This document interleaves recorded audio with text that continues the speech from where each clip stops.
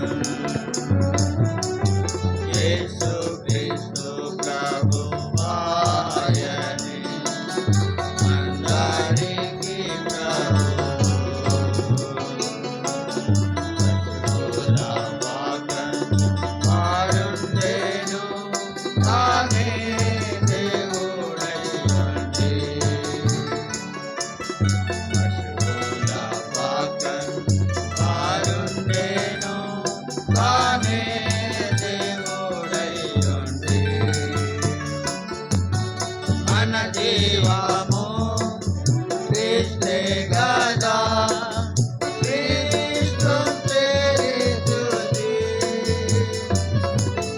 మన జీవము క్రీస్తే గదా క్రీస్తు తేరి స్తుతి తనయులమై యుద్ధమందు జయమునొందెదము తనయులమై యుద్ధమందు జయమునొందెదము యేసు క్రీస్తు ప్రభువాయని అందరికీ ప్రభువు పశువుల పాకం పారుండెను తానే దేవుడై ఉండి పశువుల పాకం పారుండెను తానే దేవుడై ఉండి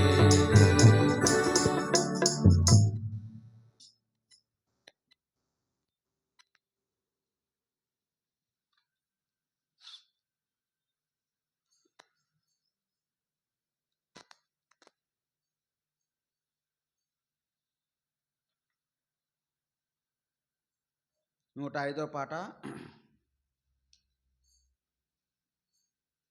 పరిశుద్ధ ప్రభు యేసు స్తుతి స్తోత్రం.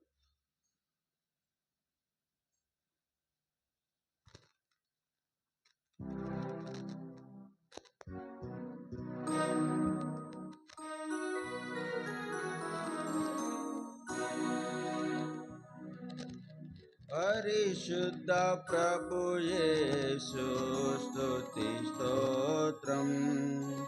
నన్ను రక్షించినది మా ప్రభువా. పరిశుద్ధ ప్రభు యేసు స్తుతి స్తోత్రం. గొప్ప దేవుడవని నెరిగితిని, గొప్ప దేవుడవని నెరిగితిని. తప్పకుండా నీ నామము స్మరించును, తప్పకుండా నీ నామము స్మరించును. పరిశుద్ధ ప్రభు యేసు స్తుతి స్తోత్రం. నన్ను రక్షించినది నా ప్రభువా. పరిశుద్ధ ప్రభు యేసు స్తుతి స్తోత్రం.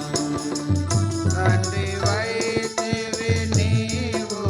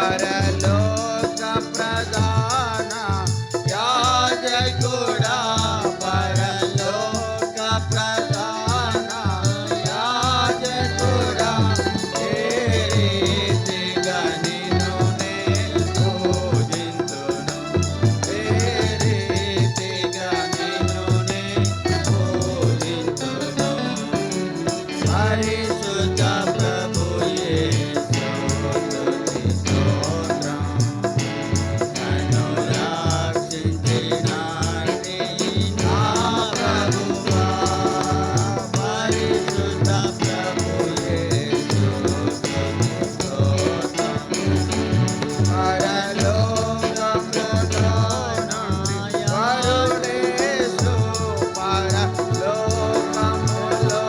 నుండి వరుడేసు కరుణించు నాకై హల్లెలూయా కరుణించు నాకై హల్లెలూయా పరిశుద్ధ ప్రభు యేసు స్తుతి స్తోత్రం నన్ను రక్షించిన నా ప్రభువా పరిశుద్ధ ప్రభు యేసు స్తోత్రం.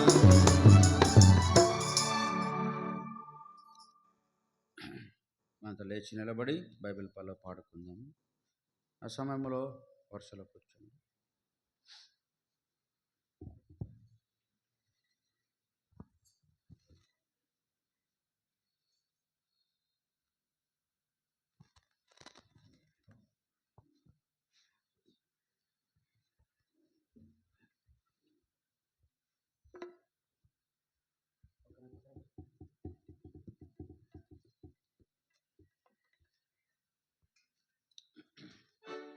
పఠింప శ్రేష్ఠ గ్రంథము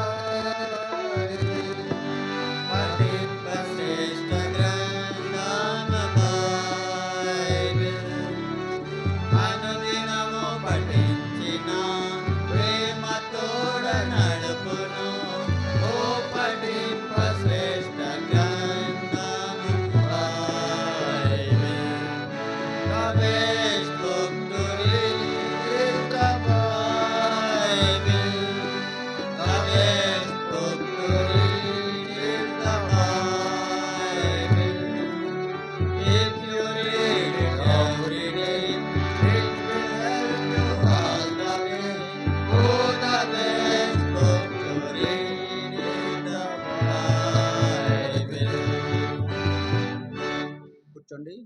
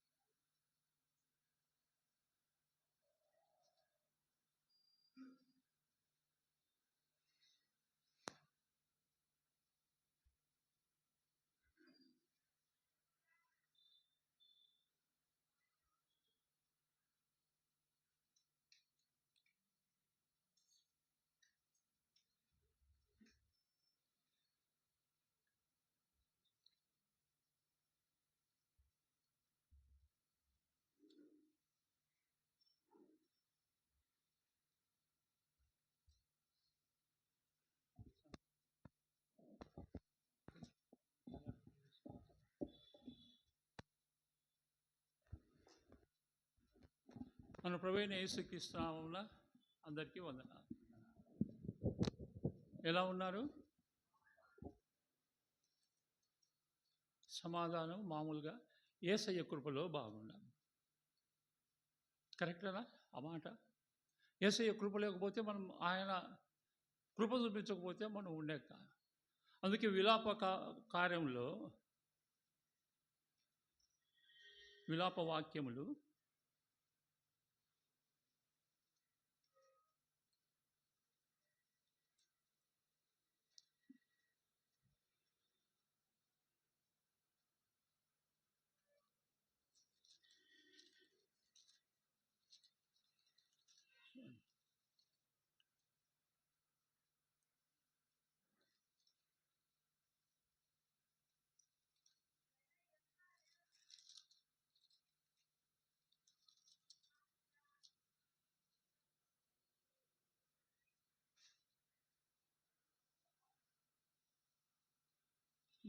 కొత్త బైబిల్ కాబట్టి కొంచెం కష్టంగా ఉంది. చెప్పండి అన్న, చదవండి. యెహోవా కృపగలవాడు, ఆయన వాత్సల్యత ఎడతెగక నిలిచినది గనుక మనము నిర్మూలం కాకున్న వారము. అనుదినము నూతనంగా ఆయనకు వాత్సల్యత పుట్టుతున్నది. నీవు ఎంతైనా నమ్మదగిన వాడవు. అనుదినము నూతనముగా పుట్టే వాత్సల్యత చొప్పున ఆయన కృపలో మనము నిర్మూలం కాకుండా. కాబట్టి ఈరోజు మనము సజీవులుగా ఈ మందిరంలో చేరి దేవుణ్ణి ఆరాధించేదానికి కూడి వచ్చి ఉన్నామంటే ఆయన కృప. కనుక ఎవరైనా ఎప్పుడైనా బాగున్నారంటే యేసయ్య కృపలో బాగున్నామనేది ఒక సాక్ష్యంలాగా అది ఉంటుంది, ఇతరులతో కానీ ఇంకొకటితో కాదు. అది నా ఆలోచన. సరే, ఈరోజు మామూలుగా ఆరాధనకి మళ్ళీ ఒకసారి దేవుడు భారం వేసి ఉన్నాడు. యోహాను సువార్త 4వ అధ్యాయము. మామూలుగా ప్రతిసారి చదువుకుంటాం. ఏంటది? 24వ వచనం చదవండి అందరూ. దేవుడు ఆత్మ గనుక ఆయనను ఆరాధించువారు ఆత్మతోనూ సత్యముతోనూ ఆరాధింపవలెను అనెను. ఎప్పుడు కూడా మనము ఇదే మాట మనం చదువుకుంటున్నాం. ఆయన ఆరాధించే వాళ్ళు ఆత్మతోనూ సత్యముతోనూ ఆయన్ని ఆరాధించాలి. యవనస్తులకి ఒక క్వశ్చన్. ఆదివారము మనం మందిరానికి ఎందుకు వస్తాం? దేని కొరకు వస్తాం?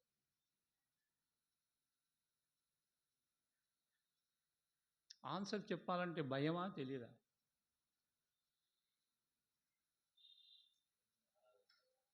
నేను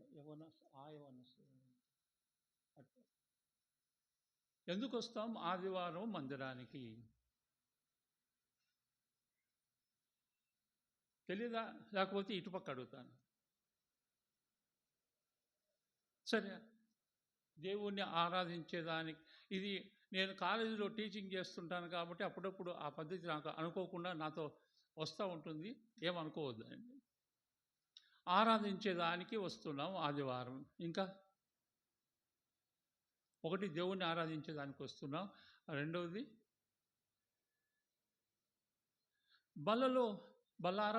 బలలో పాల్గొనేదానికి వస్తున్నాం. ఆరాధించేదానికి ఎందుకు వస్తున్నాం? బలలో ఎందుకు పాల్గొంటున్నాం? ఎందుకు బలలో పాల్గొనాలా? ఎందుకు ఆరాధించాలి? ఇవన్నీ తెలియక మనము చేస్తూ వస్తే ఇదొక ఆచారం అవుతుందే కానీ దేవుని మహిమపరిచే విధంగా ఉండదు. అందుకే ఎందుకు మనం బలలో పాల్గొనాలా? ఏం పాల్గొనకపోతే ఏమవుతుంది? ఎందుకు ఆరాధించాలా? ఆరాధించకపోతే ఏమవుతుంది? ఒకసారి మనము ఒక ఆలోచనలోకి వెళ్తే ఎందుకు ముఖ్యంగా యవనస్తులు సైన్స్ కానీ మిగతా సబ్జెక్టులు చదివే వాళ్ళు ఒక విషయం చదివేటప్పుడు ఇదే ఎందుకు అయింది, ఇది ఎందుకు కాలేదు? ఒక ఆయన అయస్కాంత శక్తిని కనుక్కున్నాడు. ఎవరైనా యాపిల్ పండు పైనుంచి కింద పడితే తీసుకొని తినలా. ఏమన్నాడు? ఇది ఎందుకు కిందకి పడింది, పైకి ఎందుకు పోలే అని ఆలోచించి. ఎవరైనా? Isaac Newton. అలాగా ఆలోచించకుండా ఉండింటే ఈ అయస్కాంత శక్తి దొరికిండేది కాదు. మరి మనం బైబిల్ చదివేటప్పుడు, బైబిల్ని ధ్యానించేటప్పుడు దేవుడు ఈ మాట ఎందుకు చెప్పాడు, మేము ఈ పని ఎందుకు చేస్తున్నామో ఆలోచించకపోతే దేవుళ్ళు మనము ఎదగం. యేసయ్య అన్నాడు, మీరు నా సారూప్యంలోకి ఎదగండి, ఎంతకాలం ఇంకా పిల్లలుగానే ఉంటాం.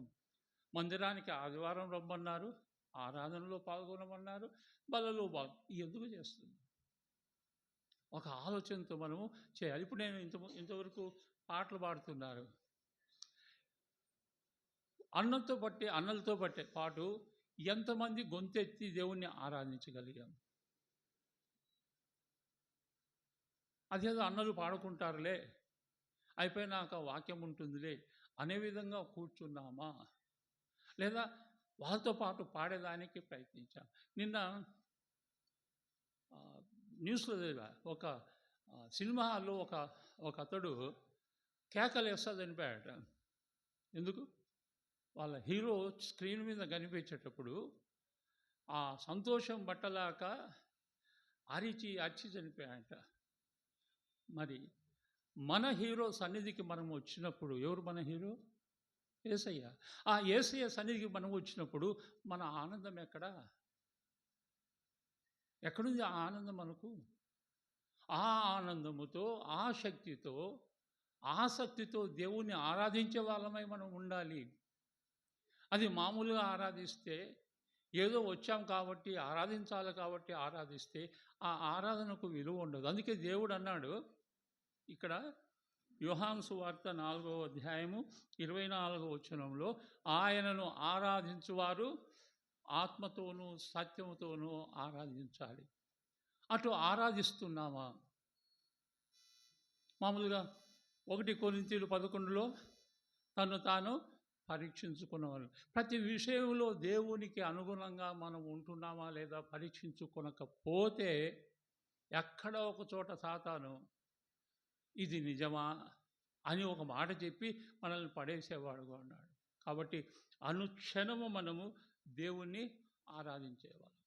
అసలుకి ఆరాధన ఏంటి?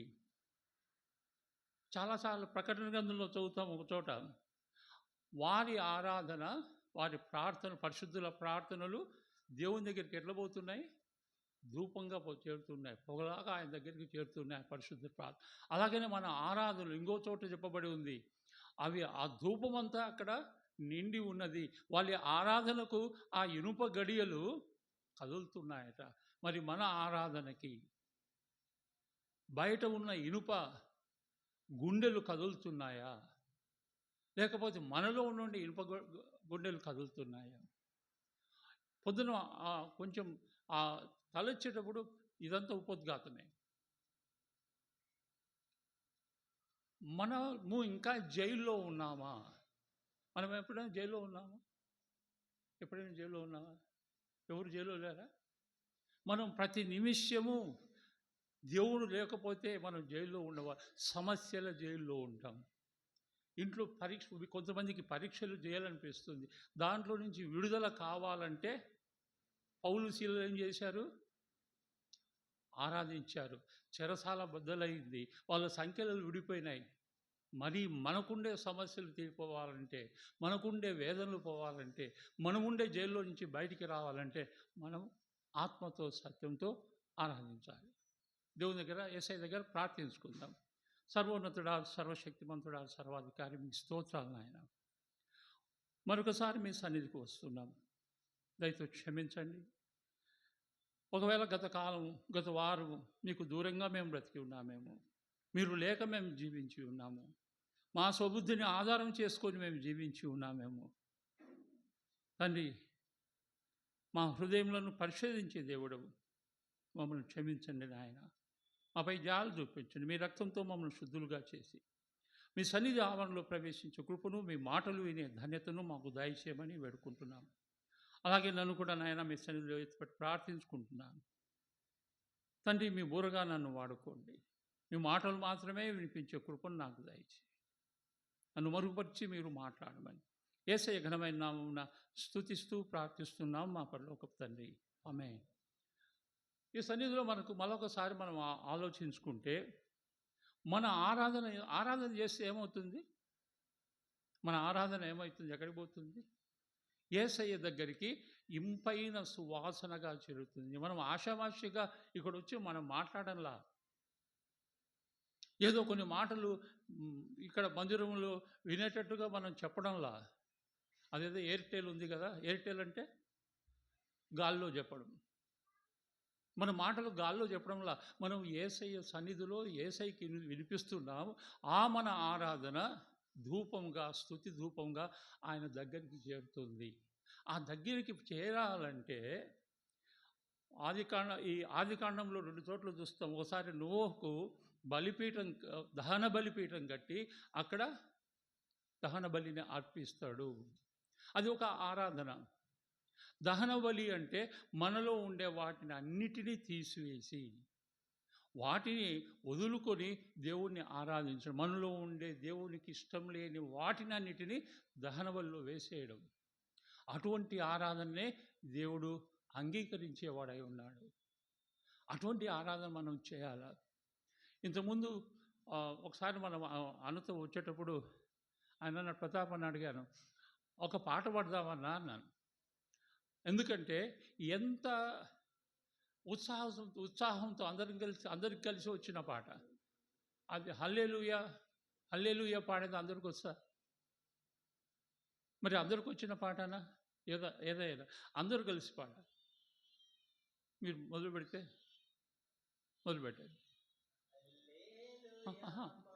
అది అందరికీ రాదట. అందరూ పాడగలిగిన పాట.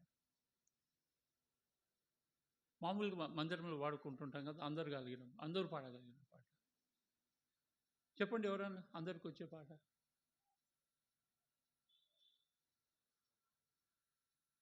అందరికి పాట రావా?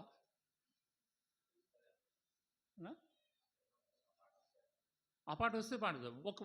ఒక్క లైన్ మాత్రమే అందరూ కలిసి పాడాలి. పాడాలన్నా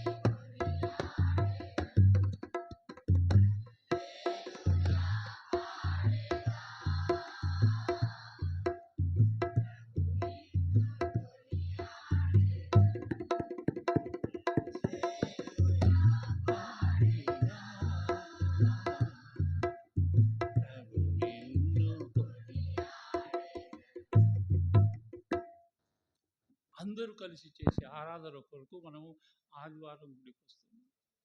వ్యక్తిగతంగా చేసే ఆరాధన మనం ప్రతిరోజు చేస్తున్న ఆరాధన ఒకరోజు చేసేది కాదు. ఆదివారం వచ్చి చేసేది మాత్రమే కాదు. ఇంట్లో పని చేస్తున్నా కూడా, ఆఫీసుల్లో మనం చేసే ప్రతి పనిలో కూడా మనం దేవుణ్ణి ఆరాధించే వాళ్ళమై ఉండాలి కాదు, ఉన్నాం. ఇక్కడెందుకు ఒకసారి బెర్షెబాలో ఒక అన్న చెప్పాడు, ఇప్పటికీ నాకు బాగా గుర్తుంది. ఒక కట్టె తీసుకొని పొయ్యిలో వేస్తే అది ఎంతవరకు మండుతుంది ఆ మంట? ఆ కట్టె ఆరిపోయే వరకే ఉంటుంది. తర్వాత అదే కట్టెలు మోపు తీసుకొచ్చి పెడితే ఆ మంట ఎంత ఎక్కువగా ఉంటుంది. సంఘ ఆరాధన అటువంటిది. అది ఎప్పుడూ మండుతూ అంతగా అది మంట ఎక్కువై ప్రజ్వరిల్లుతుంది. అటువంటి ఆరాధన దేవుడు మన దగ్గర నుంచి కోరుకుంటున్నాడు. ఆయనకి ఎంతో సంతోషం మనం ఆరాధిస్తే.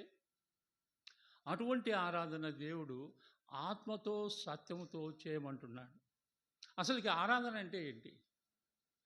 మన గుండె లోతుల్లో దేవుని పట్ల మనకుండే గౌరవాన్ని, భయాన్ని, ఆయన పట్ల మనకుండే ప్రేమని వ్యక్తీకరించడమే ఆరాధన. ఏదో 2 మాటలు చెప్పడం ఆరాధన కాదు. ఆ ఆరాధించేటప్పుడు దేవుడు మనకు చేసిన వాటిని అన్నిటిని గుర్తు తెచ్చుకుంటూ చేసేది ఆరాధన. దేవుడు అంటాడు, ఆయన అంటాడు, నేనే మార్గము, నేనే సత్యము, నేనే జీవము. ఆత్మతో సత్యంతో ఆరాధన చేస్తున్నామంటే మనం యేసయ్యతో మాట్లాడుతున్నాం. అటువంటి ఆరాధన దేవుడు కోరుకుంటాడు. ఆరాధన అంటే ఆయన ముందు మోకరిల్లడం. నిలబడుకుంటాం, కూర్చుంటాం, మాట్లాడుతుంటాం. ఎవరు మోకరిల్లుతారు? ఆయన ఎదుట మన మనస్సు, మన ఆత్మ ఆయన ముందు మోకరిల్లి చేస్తుంది ఆరాధన. మామూలుగా కాదు. మీరు అందరూ అనుభవించి ఉంటారు ఆ ఆత్మతో చేసే ఆరాధనని. ఆయన ముందు మీరు మోకరిల్లి చేసేది మనం అనుభవించి ఉంటాం. ఆ మాటల్లోనే అది తెలుస్తుంది మనం ఏ విధంగా ఆరాధిస్తున్నామేమో. దేవుణ్ణి ఆత్మతో ఆరాధించాలంటే దేవుని గురించి మనకు తెలిసి ఉండాలి. ఎవరికి తెలుస్తుంది దేవుని ఆత్మ గురించి? 1 కొరింథీ 2:11 చూడండి. 1 కొరింథీ 2:11.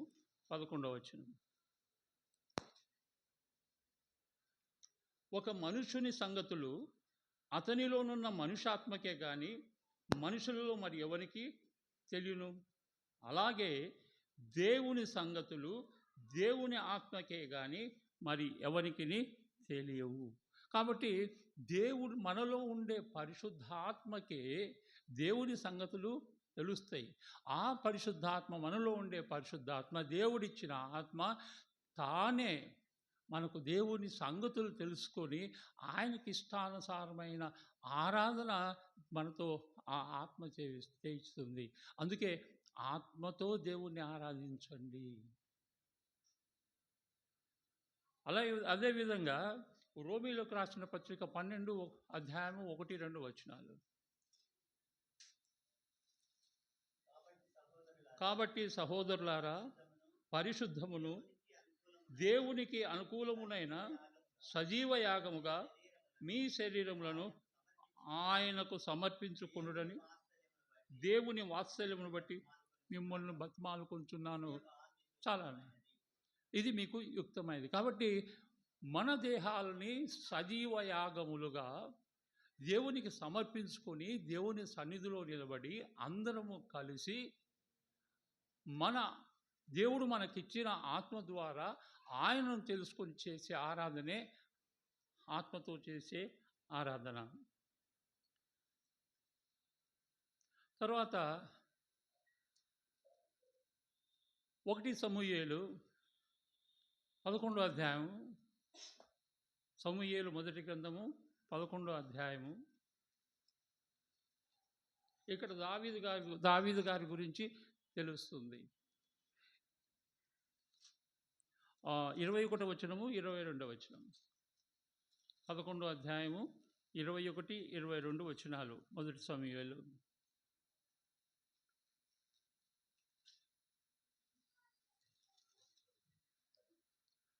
10వ అధ్యాయం.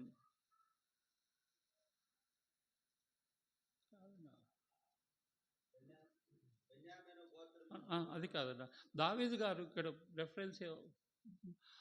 దావీదు గారు బెత్షెబతో 2 కొరింథీయులు 2 సమూయేలు అధ్యాయంలో ఎప్పుడైతే దావీదు గారి మనసులో పాపం ఉన్నదో, పాపపు ఆలోచనలు ఉన్నాయో, ఆయన దేవుని ఆరాధించలేకపోయాడు. అంటే ఆయన మనసులో, ఆత్మలో ఏదో ఆలోచన ఉంటే ఆత్మతో మనము ఆరాధించలేము. మందిరానికి వచ్చినప్పుడు, ఆరాధనలో చేస్తున్నప్పుడు మన మనసు ఎట్లా. అందుకే ఆరాధించే మొదట్లోనే మనం ఏం చేస్తుంటామంటే, చాలామంది ఇంకొకరు ఆరాధిస్తూ ఉంటే నేను గమనించింది, నేను తప్పులు పట్టట్లేదు, ఇంకొకటి ఎప్పుడు ఆరాధించడం ముగిస్తాడా నేను స్టార్ట్ చేయాలని ఆలోచిస్తాం. అది అందరూ చేసిన ఒక మామూలుగా చేస్తారు. కానీ ఇంకొకరు ఆరాధించే సమయంలో మనము సిద్ధపడుతూ, ప్రతి ఆరాధనకు సిద్ధపడాలంటే మొదట పాపపోలు ఉండాలి.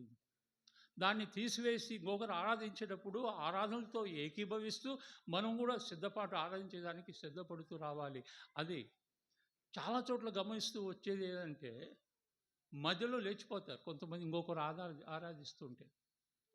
ఆ ఆరాధించేటప్పుడు మనం మొదట్లో ప్రార్థించేటప్పుడు, ప్రభువా మీ సన్నిధి మాతో ఉంచండి అని చెప్పేసి మనం ప్రార్థన చేస్తాం. అవునా కదా?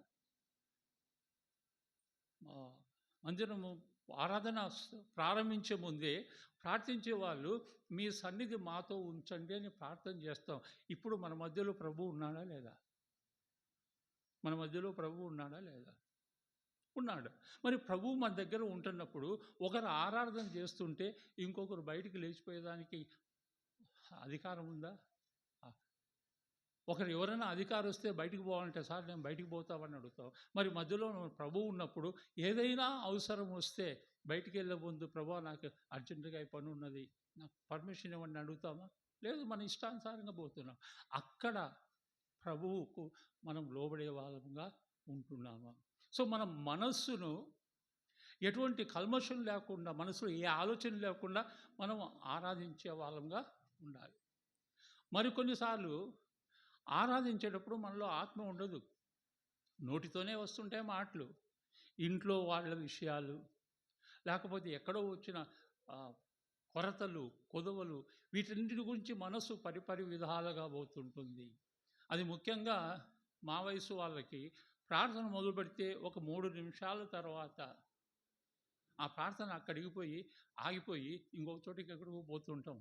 ఆ ఆలోచనలు అట్లా పోతుంటాయి. సో ఆరాధించేటప్పుడు, ఆత్మతో ఆరాధించేటప్పుడు మన మనస్సు నిలకడగా ఉంటుంది. మన సొంతంగా మనం ఆరాధిస్తే ఆ ఆరాధన దేవుని దగ్గరికి చేరదు. కాబట్టి మనం ఎట్లా ఆరాధించాలా? ఆత్మతో ఆరాధించాలి. తర్వాత కీర్తన 32:2.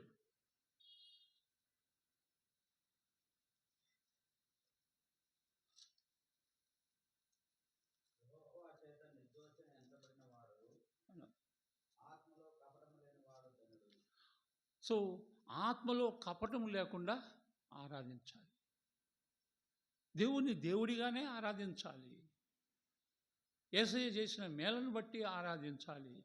యేసయ్య మనకు దేవుడే ఉన్న దాన్ని బట్టి ఆరాధించాలి.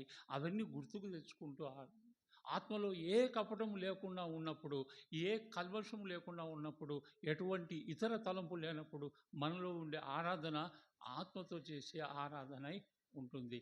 అటువంటి ఆరాధన మనం చేయాలి కానీ ఆచారంగా చేసే ఆరాధన కాకూడదు. కీర్తనలు 51:2.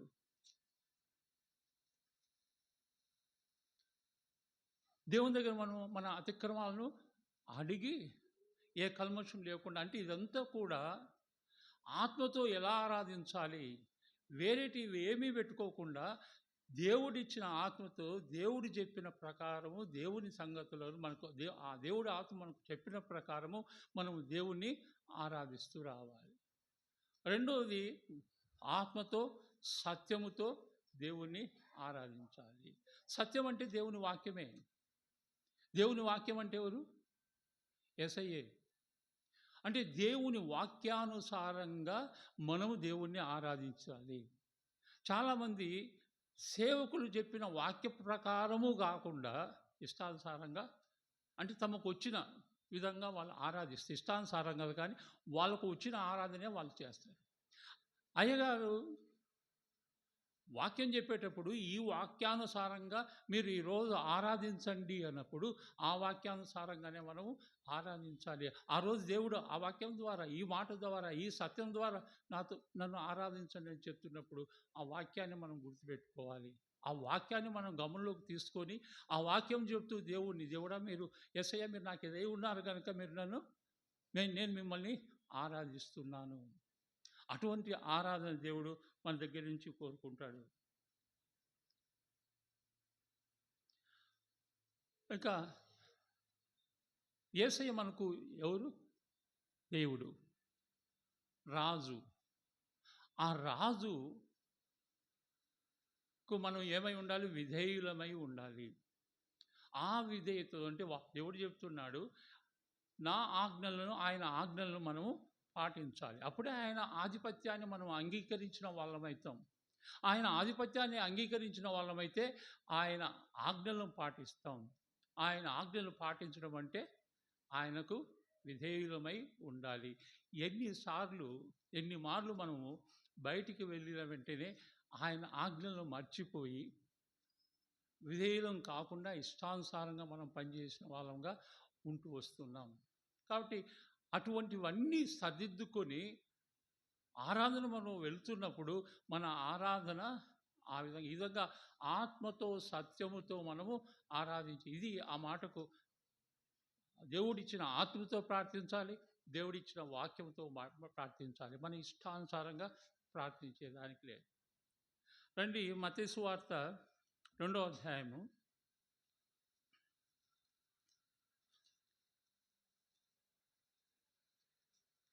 10-11 వచనాలు.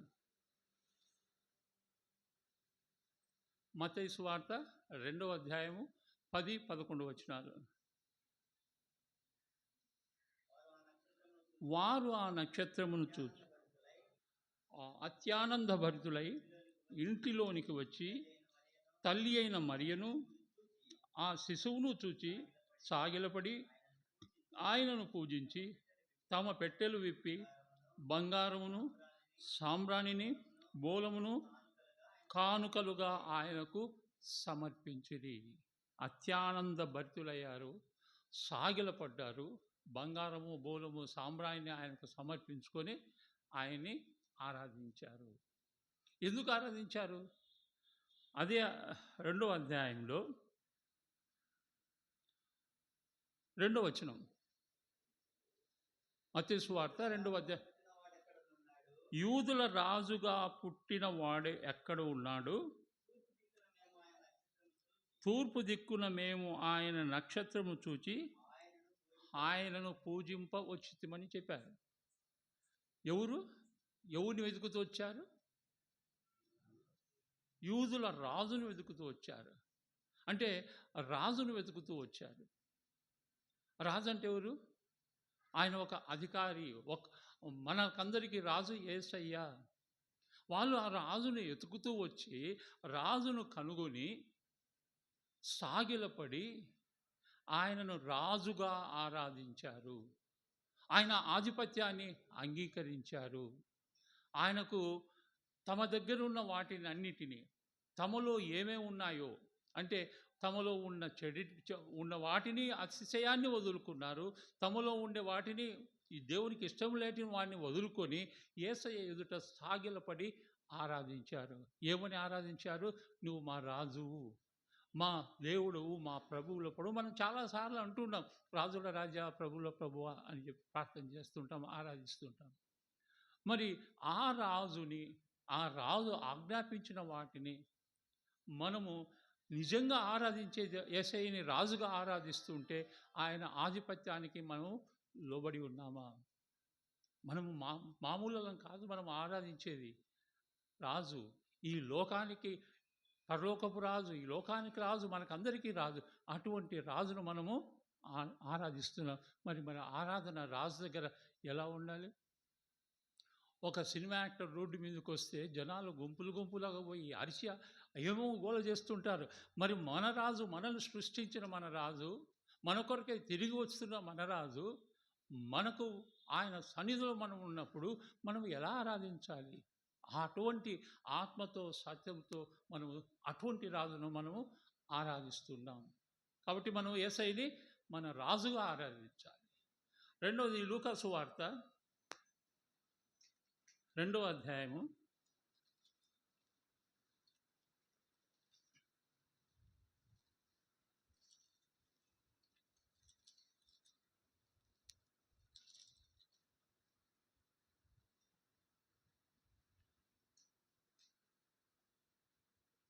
26వ వచనం.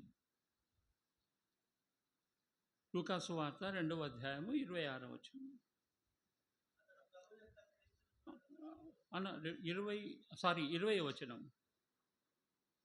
2వ అధ్యాయము 20వ వచనం. అంతట గొర్రెల కాపరులు తమతో చెప్పబడినట్లుగా తాము విన్న వాటిని, కన్న వాటిని అన్నిటిని గూర్చి దేవుని మహిమపరచుతూ స్తోత్రము చేయుచు తిరిగి వెళ్ళిరి. ఏం విన్నారు గొర్రెల కాపర్లు? 11వ వచనం చదవండి. దావీదు పట్టణమందు నేడు రక్షకుడు మీ కొరకై పుట్టి ఉన్నాడు. ఇక్కడ గొర్రెల కాపర్లు యేసయ్యని ఏ విధంగా చూస్తున్నారు? రక్షకుడుగా చూసి ఊరకబోల, చెప్పినారులేని బోల, ఆయనను స్తోత్రిస్తూ, కీర్తిస్తూ, ఘనపరుస్తూ అందరికీ చెబుతూ వెళ్తున్నాడు. ఆరాధన అంటే మందిరంలో వస్తూ చేసేది మాత్రమే ఆరాధన కాదు. వీళ్ళు ఏం చేశారు? అందరికీ, గొర్రెల కాపర్లు అందరికీ తెలియజెబుతూ వెళ్తున్నారు. అది కూడా ఆరాధనే. మరి అటువంటి ఆరాధన కూడా మనం చేస్తున్నామా? అక్కడ వాళ్ళేమో రక్షకుడుగా రాజుగా చూసి దేవుణ్ణి ఆరాధించారు. ఇక్కడ వీళ్ళు రక్షకుడుగా చూసి దేవుణ్ణి ఆరాధిస్తూ వస్తున్నారు. కాబట్టి మనం ఈరోజు మనం చేసే ఆరాధనలో కూడా మనకు రాజై ఉన్న, మనల్ని సృష్టించిన మన ప్రభు అయిన యేసయ్య మనకు రాజుగా వచ్చాడు. మనల్నందరినీ చూసి నాశనానికి, నరకానికి పాత్రులమైన మనల్ని చూసి, పాపంలో పడి ఉన్న మనల్ని చూసి, ఆయనే రక్షకుడుగా శిలువ పైన మరణించి, మన పాపముల కొరకు ఆయన మరణించి, ఆయన రక్తం ద్వారా మన పాపాలను కడిగి శుద్ధులుగా మనల్ని చేసి, మరణాన్ని జయించి తిరిగి లేచి మన కొరకై రానై ఉన్నాడు. రోమీయులకు రాసిన పత్రికలో ఒక చోట చెప్పబడి ఉంది, యేసు ప్రభువుని నీ నోటితో ఒప్పుకొని ఆయనను మృతుల నుండి దేవుడు లేపనని మీ హృదయమందు విశ్వసించినట్లా మీరు రక్షింపబడెదరు. అటువంటి రక్షకుడు, అటువంటి రాజును ఆత్మతో సత్యంతో మనం ఆరాధించాలి. అటువంటి ఆరాధన మనము చేసేందుకు దేవుడు మనకు కృప దయచేయును గాక. దేవుడి వాక్యాన్ని ఆశ్రయించుగా. ఆమేన్.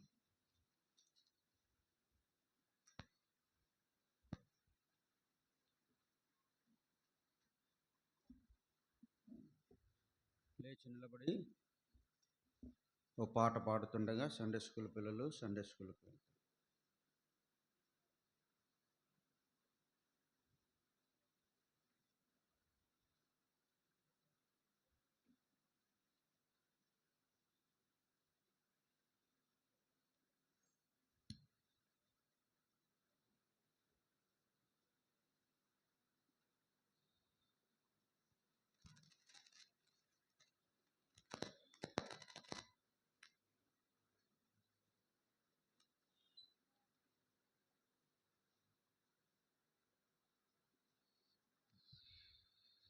నూట 60వ పాట, ఆరాధించదా నిన్ను మది ఒకడే.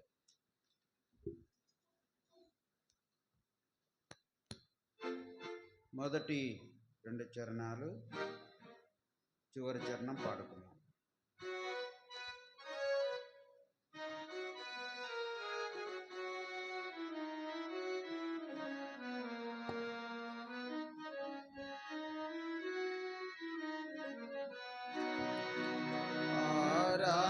ఆరాధించేదా నిన్ను మది పొగడేదా, నిరతము నిన్ను స్తుతించెదను. ఆరాధించేదా నిన్ను మది పొగడేదా, నిరతము నిన్ను స్తుతించెదను. మార్గము నీవే, సత్యము నీవే, మార్గము నీవే, సత్యము నీవే, జీవము నీవే నా ప్రభువా, జీవము నీవే నా ప్రభువా. ఆరాధించెదా నిన్ను మది పొగడేదా, నిరతము నిన్ను స్తుతించెదను.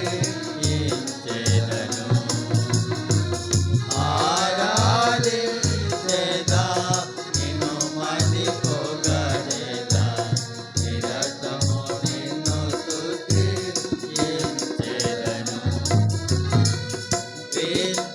విస్తారంబగు జ్ఞాపకములలో విడచితిని సహవాసమును. విస్తారంబగు జ్ఞాపకములలో విడచితిని సహవాసమును. సరిదిద్దితివి నా జీవితమును, సరిదిద్దితివి నా జీవితమును. నిన్ను సేవింపగా నేర్పిన ప్రభువా, నిన్ను సేవింపగా నేర్పిన ప్రభువా. ఆరాధించెదా నిన్ను మది పొగడేదా, నిరతము నిన్ను స్తుతించెదను. ఆరాధించెదా నిన్ను మది పొగడేదా, నిరతము నిన్ను స్తుతించెదను.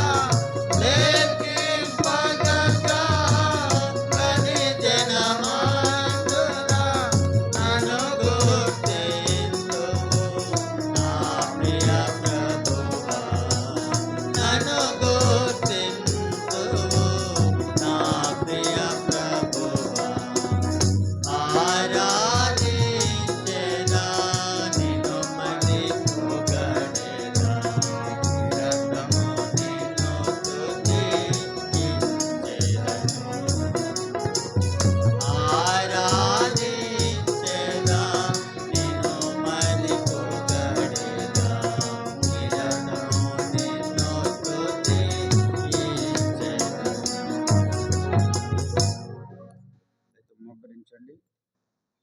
కళ్ళు మూసుకోనండి. అటు ఇటు చూడొద్దు, అటు ఇటు లేచి వెళ్ళొద్దు. ప్రభు సన్నిధిలో ఉన్నాము గనక ఆత్మతో సత్యముతో మనం ఎలాగ ఆరాధించాలో దేవుని వాక్యం ద్వారా మనము నేర్చుకుంటూ వచ్చాం కనుక అలాగ ప్రభువును ఆరాధించి ఆయన రాజుగా ఉన్నాడని, ఆయన రక్షకుడుగా ఉన్నాడని మనం ఎరిగి హృదయమారా ప్రభువును మనము ఆరాధిస్తాం. మీరు లేచిపోవద్దు, కళ్ళు తెరిచి చూడొద్దు. ఈ అరగంట లేదా ఒక 40 నిమిషాలు మనము ఆరాధనలో గడిపేటువంటి సమయం ఎంతో ప్రాముఖ్యమైనది. దాని కొరకు మనం ఇక్కడ చేరి వచ్చాం కనుక ఇంట్లో మనం ఆరాధన చేసుకోవచ్చు, అంటే ఒక కట్టె మాదిరి.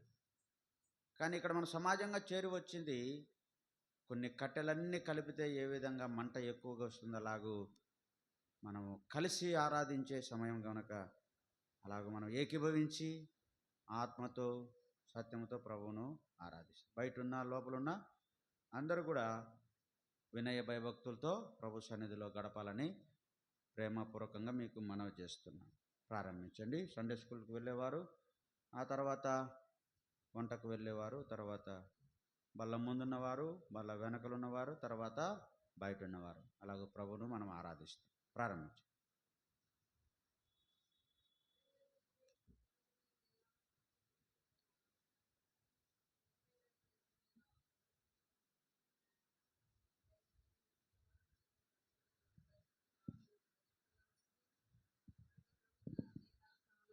ఆరాధించడానికి గణపరచడానికి మీరు నాకు ఇచ్చిన ధన్యతను బట్టి కూడా వందనం చెల్లించుకుంటున్నాను.